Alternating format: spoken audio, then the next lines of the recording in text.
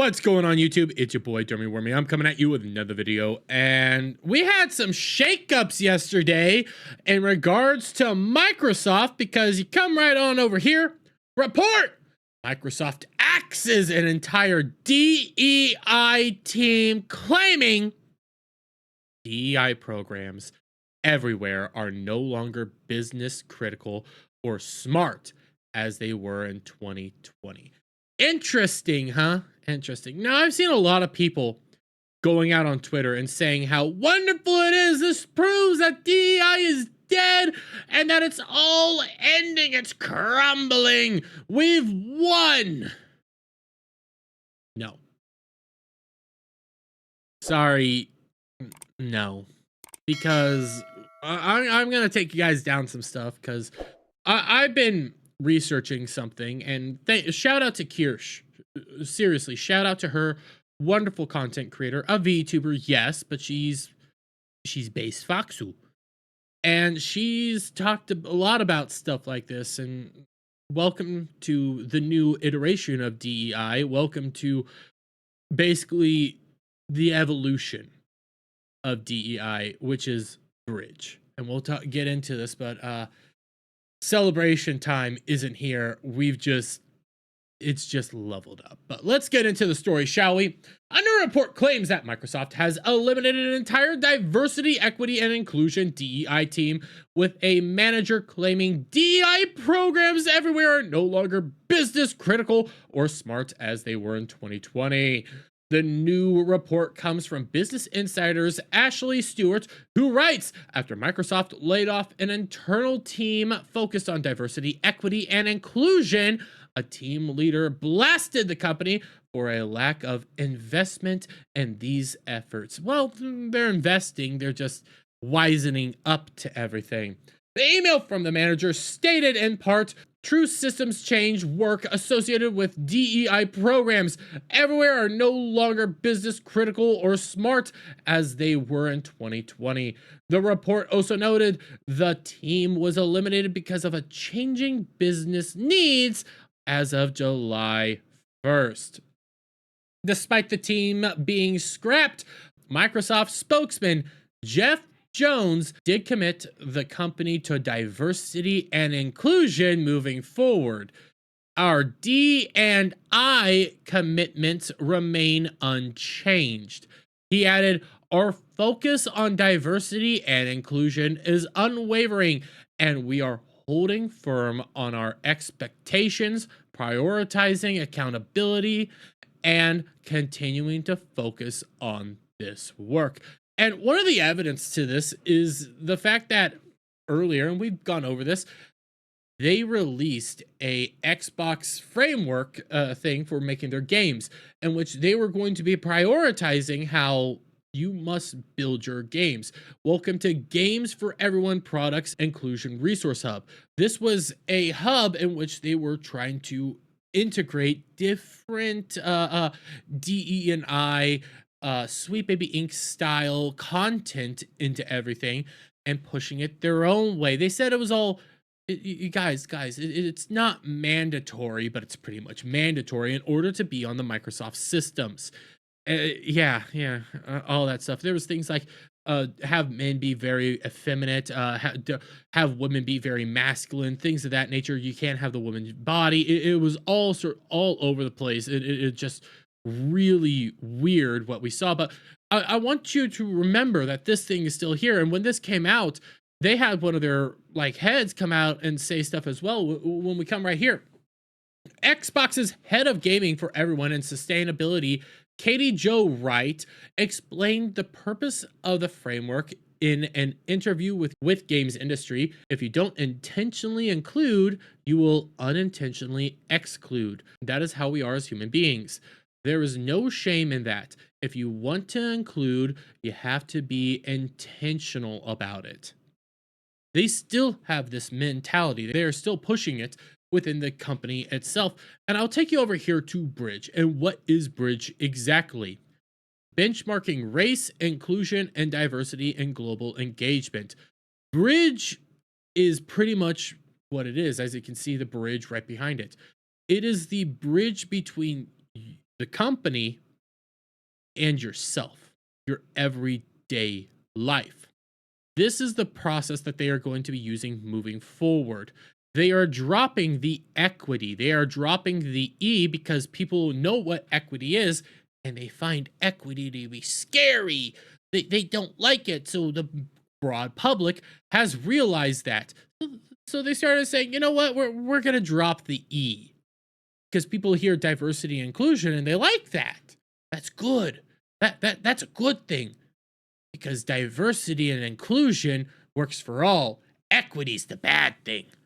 But equity's still a part of it, guys. They're just dropping the E and they're changing it up a little bit. On top of that, you need to realize that this is how they are going to be injecting DEI into your everyday life. Because one of the things they found, this has been going on since 2020 or so, and we'll read some of this, not a lot, but I'm trying to find this. Again, go check out Kirsche. Fundamentally perfect person to understanding what is Bridge. But one of the things they started discovering with Bridge, because they wanted to start like tracking how all these programs are working, how all these things are doing, that goes harkens back to Bridge 1.0, which is right here. And they started noticing that a lot of people within companies, a lot of us actually, and a lot of everyday people, because this is the reality of all these DEI programs, they would maybe bring in a few DEI people, do like a few talks, and then not really commit. That was what they were finding the majority of the time. They were only doing this to appease a mob. They were only doing this to appease a bunch of people. They weren't actually committing. What they wanted was for the people to truly commit to it, was for people to actually be a part of it and live it fundamentally within their true life. That is what they wanted the entire time. Bridge is a very weird thing and a very creepy and disturbing thing because, again, this is how they are connecting it to your everyday life. All those biasy courses that people have to take at some of their companies, or all those like events you have to do now and then. You are to live those things, and the fact that you aren't living those things is a problem. But I'm gonna give you guys like a just an understanding of some of Bridge and stuff like that, and then I'm also like, again, I'm pushing Kirsche on this because she's been at the forefront of this for a lot longer than a whole lot of other people have, and there's tons of stuff to go around in this. I mean, heck, right here announcing the Bridge 2.0 process. That's an hour and a half long video in and of itself, but let's read what is Bridge. Bridge stands for Benchmarking Race Inclusion and Diversity and Global Engagement. Bridge is an instructional survey that explores diversity, equity, inclusion, and accessibility DEIA metrics, structures, and practices at the organizational level across U.S. registered organizations and intentional development of humanitarian sector. Bridge has become a social movement of organizations dedicated to using evidence to advance DEI goals within their organizations and at the sectoral level. The data from Bridge serves as a tool for our community to ground truth organizational practices with evidence and serves as a call to action to advance equity and inclusion in the sector. This is how they are going to be doing it from now on. This is their source to be pushing it all around. And you can see just some of the companies that have signed on to this, some of the groups that are a part of this. It is the everyday of DEI. And this is what Microsoft is going to be moving to. This is how they're going to be pushing this stuff. It's not going away. They just figured out that there's a new way to push DEI in all their products. They just figured out that there's a new way to push DEI at the company. They're just changing it up. They're dropping the E and they're going with the Bridge mentality to make it more applicable for a lot of other people. But we continue on. Why was it developed? For many organizations in the United States, attention to DEI increased exponentially after the murder of George Floyd in the summer of 2020 and the massive racial justice mobilization that followed. In response, many organizations in the international development sector search to find documented efforts at the sectoral level on the extent of the industry's DEI challenges. What they found, however, was a startling gap in publicly available sectoral wide data on diversity. While a number of strategic actions are needed to meaningfully address the legacy of structural racism and other inequities in our sector, and the organizations within it, establishing baseline evidence is among the first steps needed. Having this data will enable individuals and collective action. Organizations will be able to compare their own data to the industry benchmark and identify areas where they need to focus their efforts. At the sectoral level, the data could point to gaps where joint action is required to achieve meaningful and lasting change. The data will also provide basis for mature accountability and ultimately contribute to changing the sector for the better. Further, Bridge 2.0, which they are on right now, and future iterations will provide time series trends of DEI metrics, distill what is and is not working, and serve as a real-time guide to advance DEI within organizations. This is how they are going to be doing it from now on. This is what they are moving to. They are figuring out what works, what doesn't work. How do we get this to actually maneuver the way we want it to maneuver, and where we are going thus far. This is why they are dropping the E from DEI. This is why they are moving away from it. This is why they are changing stuff. They've got rid of an organization because they figured out a different way to push DEI at the company. It's through Bridge. Bridge is the new evolution of all this, and more people need to know about it. More people need to discuss it. It is a terrifying thing, and their goal is to make it be a part of your entire life.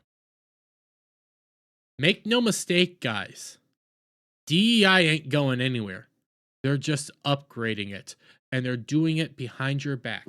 When they announce, the DEI is going away, when they announce this, when we come back to this, everybody's like rejoicing. They're rejoicing. Microsoft acts as an entire DEI team.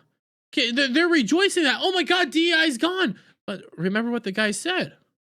Remember what he said. They still have a commitment to D&I. They're still committed to this stuff. So what they're doing, I think this is the perfect example of this. What they are doing is they're making, hey, look at this hand, look at this hand, look at this hand. Okay, see this hand. See, we're dropping the E, See, bye DEI, bye DEI. Well, with this hand, while you're not looking, they're smacking you in the face. They want you to look over here while they're over here doing all sorts of other stuff. That's what's going on. That's what's happening. And that's the real scary part about all this. But again, I'm giving you a broad overview of all this, and I'm telling you what's actually happening here. And I might do some other Bridge content here or there. It's a lot of work and a lot of time to put into it. Somebody that does really good work on this is Kirsche. Kirsche is wonderful about this. Heck, you see, Bridge Smart Brief, April 24th, 2024. She's spent hours digging through Bridge and explaining it to people, telling people what's actually going on and how this is working. I know Sargon of Akkad has recently talked about Bridge, but that's just one video. Like, there's tons of stuff here, and it does need to get out. Like, this is the important thing right now. Bridge is the important thing, and more people need to talk about it. But I'm going to leave it there, guys. Let me get your guys' thoughts on all this down in the comments below. If you like this video, please give it a thumbs up, share it with friends, hit the subscribe button, hit that notification bell for every time I put out a new video go live. And I'll see you guys all on the next one. Bye for now.